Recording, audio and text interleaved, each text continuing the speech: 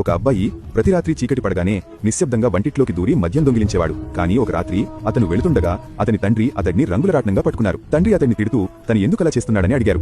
అబ్బాయి ఇలా చెప్పాడు, ఈ మద్యం తను దగ్గరలోని గుడిలో నివసించే ఒక ముసలిబాబాకు ఇవ్వడానికి తీసుకువెళ్తున్నానని. ఆ ముసలిబాబా ప్రతిరోజు గుడిలో అతనికి పైసా ఖర్చు లేకుండా చిత్రలేఖనం నేర్పించేవారు మరియు అతన్ని ఎంతో బాగా చూసుకునేవారు. అబ్బాయి వారి ఈ ఉపకారానికి బదులుగా ఇంటి నుండి మద్యం దొంగిలించి వారికి కానుకగా ఇచ్చేవాడు. పిల్లవాడి తెలివితేటలు మరియు కృతజ్ఞతా భావాన్ని చూసి తండ్రి మనసు కరిగిపోయింది మరియు ఆయన ఎంతో భావోద్వేగానికి లోనయ్యారు. హనుమంతుడు బలము మరియు సమృద్ధికి దేవుడు అని నమ్ముతారు.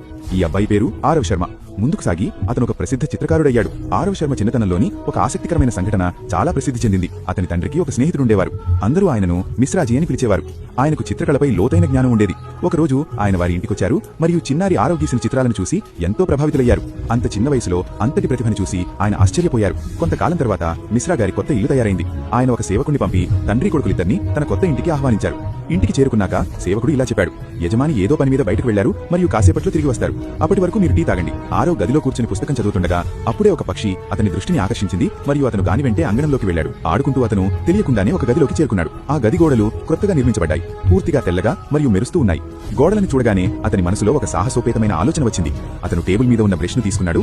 ఎత్తైన ప్రదేశంపైకి ఎక్కి గోడపై బొమ్మ గీయడం ప్రారంభించాడు. గుడిలోని ముసలిబాబా అతనికి నేర్పించిన విధంగా అతను ఆ ముసలిబాబా చిత్రమే గీయడం ప్రారంభించాడు. కొద్దిసేపట్లోనే గోడపై ముసలిబాబా యొక్క ఒక సజీవమైన మరియు ప్రభావవంతమైన చిత్రం వెలిసింది. అతను తన చిత్రాన్ని చూసి సంతోషిస్తున్న సమయంలోనే ఒక చిన్న సేవకుడు గదిలోకి వచ్చి భయంతో అతన్ని ఆపసాగాడు. అకస్మాత్తుగా భయపడటంతో ఆరవ్ బ్యాలెన్స్ తప్పి కింద పడిపోయాడు. సేవకుడు కూడా ఏడవడం మొదలుపెట్టాడు. ఎందుకంటే యజమాని వెళ్లేటప్పుడు గోడలను గలీజు చేయకూడదని కఠినంగా చెప్పారు. తండ్రి మొత్తం విషయం విని చాలా కోపగించుకున్నారు మరియు కొడుకుని శిక్షగా మోకాళ్లపై కూర్చోమన్నారు. అంతలో మిశ్రాజీ ఇంటికి తిరిగి వచ్చారు. ఆయన ముందు నాకు ఆ గోడ చూపించండి అని అన్నారు. గోడపై ఉన్న ముసలిబాబా చిత్రాన్ని చూడగానే ఆయన ఆశ్చర్యపోయారు. ఆయన ఏమాత్రం కోపగించలేదు. పైగా పదే పదే ప్రశంసించసాగారు. ఆయన వెంటనే చిన్నారి ఆరంను పైకి లేపి సేవకుడితో ఇలా అన్నారు, ఈ గదిని ముసలిబాబా మందిరంగా మార్చండి మరియు ఇదే చిత్రాన్ని ఇక్కడ ప్రతిష్ఠించండి. గోడపై చిత్రం గీసిన ఈ కథ త్వరలోనే నలుమూలలా వ్యాపించింది.